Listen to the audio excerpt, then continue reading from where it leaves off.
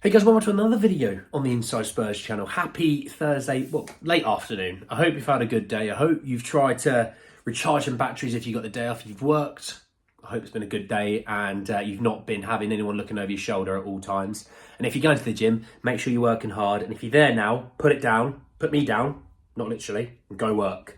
But we're speaking in this video around one Marcus Edwards and Spurs and Crystal Palace's interest in the Englishman. We're also talking about a report from Fabrizio Romano on Genoa's player, Albert Gudmundsson, what's the name? And also Fabrizio talking about Jean-Clair Todibo that I wanted to get a bit of a chat about in as well. So plenty to talk about, plenty to get into. Just want to say that if you're new, subscribe. You're very much welcome to join us for the journey. And also I did release a video earlier where I was talking quite a bit around, Brian Hill potentially leaving, Emerson Royal injury issues, as well as Rafinha and Spurs' their interest in that player. So if you haven't had a chance to go back and have a little watch, please do. Please let me know what your thoughts and feelings on that as well. I'll always be there to chat with you. Let's talk though Marcus Edwards. So it came from Mail Sport, who said that Tottenham and Crystal Palace are interested in bringing Marcus Edwards back to the Premier League from Sporting Lisbon. And the Portuguese frontrunners named their price for the ex-Spurs youth star. So let's jump in. So it says his contract with Ruben Amorim's side runs until 2026. There's a lot to like at the Portuguese capital club, who could win a Portuguese league and cup double. In November, it was reported that Spurs have a buyback clause that would allow them to pay £34 million, just 65% of the £52 million release clause. That was on the back of a season where he registered 12 goals and 14 assists. But a new report indicates Sporting can listen to offers which meet the 17 million threshold. Now, I think that 17 million threshold, by the way, is for us. I think if that was another club being in for him, I think that would be, add another 35% onto that. So that they don't, so if you get what I mean, if Spurs bought him for 17 million, great. That obviously removes 35%. But if they were to actually not sell him to Spurs and sell him elsewhere, then obviously they'd need to add on an extra 35% so they don't lose out that money, okay? But let's play ball. 17 million euros, Marcus Edwards. 17 million pounds, Marcus Edwards. Yes or no? I'm offering it to you. Yeah, you. I'm talking to you. I can't lie. A part of me thinks yes. Now, before you scream at me and jump down the throat, sort of key reason to this.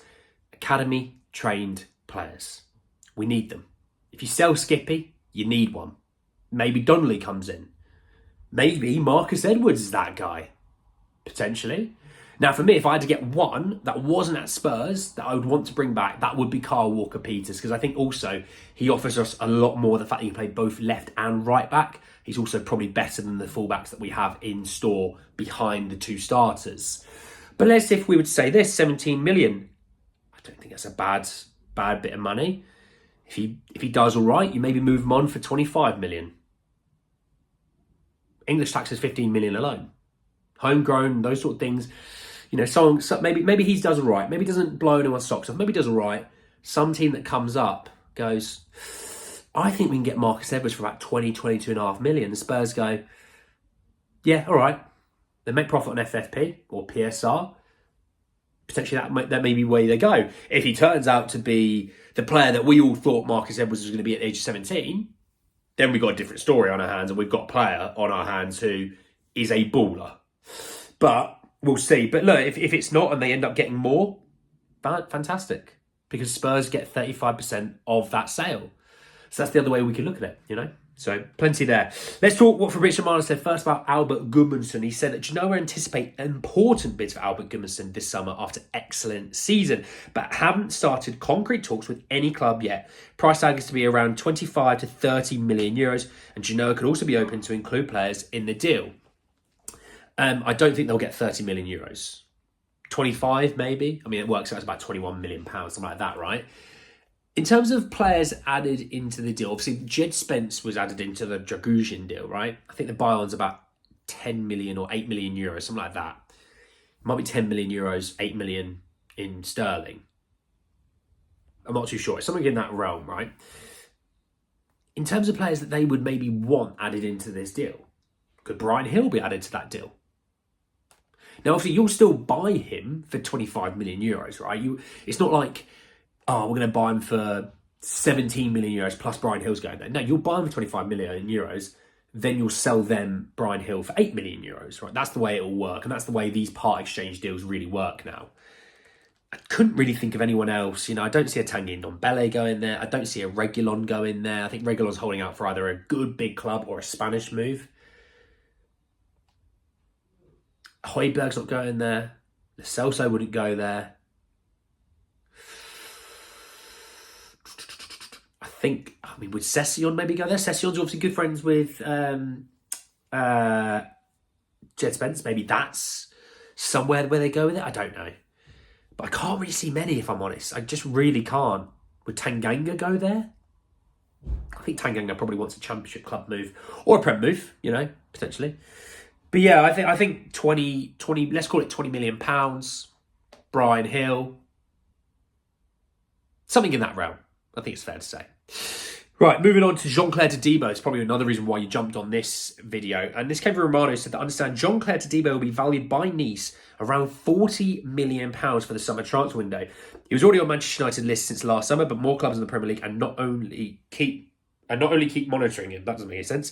French international, Nice fight captain, could be on the move. Look, he was a guy that I think he was the top of my centre-back list when we were going in January for a centre-back. He was above Dragusin in my eyes. Could Spurs go back in there? We talked about players like Jared Branthwaite, who's going to cost £60, £70 million. We talked about players like Lloyd Kelly and Tosin Adarabioyo, who are going to cost £3. And we're going to talk about a guy who's sort of in the middle of that. £40 million, by the way, not cheap. I know we always look at look at Mbappe, look at Neymar, look at Ronaldo, look at all this money. 40 million is 40 million. You don't have that money. I don't have that money. It's still a lot of money.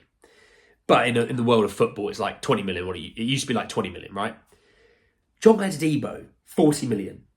You're sitting there. I want you to let me know in the comments, would you take him for 40 million? I still would. I really rate Jean-Clair Todibo. He was a wonder kid who's sort of progressed into being a really solid player. I mean, French international says it all. You're not a French international centre-back if you're not a good player. Varane's been there. Saliba sits on the bench. Saliba's a really good centre-back, right?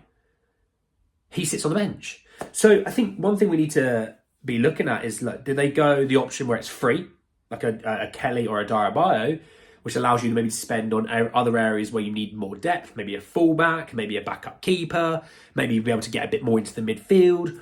Or do they go, look, we're going to get marquee winger, we're going to get a big midfielder, and we're going to get a big centre-half. Then we'll work around that. And if they did that, I wouldn't hate that.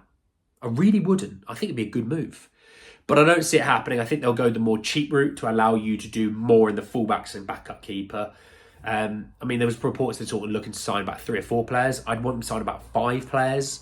Winger, midfielder, centre-half, a fullback, and maybe another centre midfield option or another attacker, depending if someone leaves or not. I feel like 3 would be a really disappointing summer. I think 4 would be good. I think 5 would be great.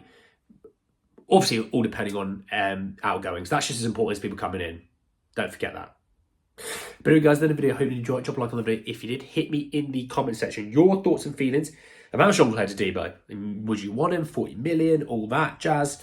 Obviously, Romano's report on Albert Gudmundsson. Excuse me, one of their thoughts and feelings about that. Maybe a part exchange if we were doing that. Who would maybe go to Genoa. And obviously, the man and the most important part of this video was obviously Marcus Edwards. Your thoughts and feelings about Marcus Edwards. And would you want him back for 17 million? Would you want him sold so we get a bit more money? Your thoughts and feelings. Anyway, guys, then subscribe if you're new. And at the end of the video, there we go. Anyway, guys, I'll see you all very, very soon. Take care.